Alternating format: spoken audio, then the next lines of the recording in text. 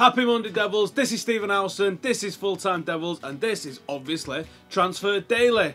It feels good to be sitting pretty in the top half of the league after picking up 3 points, especially when rivals Chelsea and Arsenal fail to win as well. All we need is Manchester City tonight, and we are going to be happy days. What an opening weekend that's going to turn out to be. But that's not why you're here. We're here for the transfers, and today we've got quite a few for you.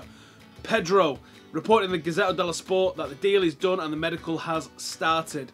I think this one's definitely happening. There's far too much smoke for this. It's been rumbling on for weeks. There's talk that Barcelona want him to play in a specific game and then he can go. I'm sure it'll happen. I'm pretty relaxed about it. There's ages to go in the window, so I expect Pedro to be in Manchester at some point soon, in which case we will complete the deal.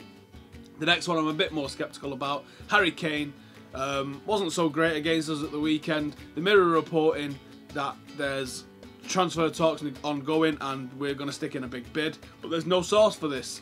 And I think this got stirred up a little bit again at the weekend because Harry Kane started to sign some autographs from Man United fans and people just blew this out of all proportion.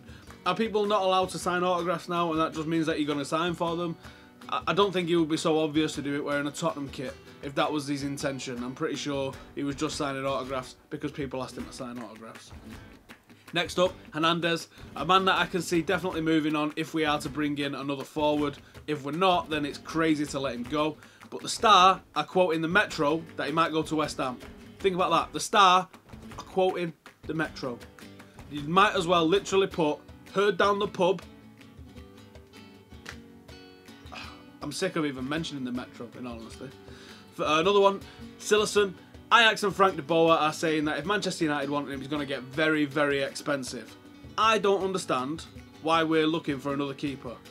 If Sillerson's going to come in and be the number one and bump Romero down to number 2, I don't understand why, because I don't see the much difference between the two keepers in terms of ability.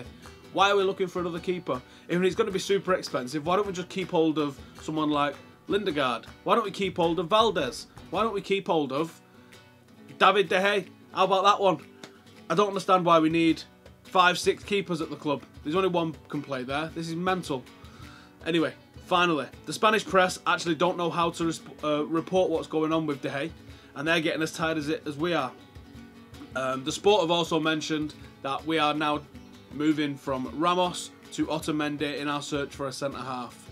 Now that's going to please a lot of people, myself included, because I think if we did manage to complete a centre-half signing, be it Ramos or Otamendi, they're both of a similar level. I would prefer Otamendi, but they're both around that world-class level.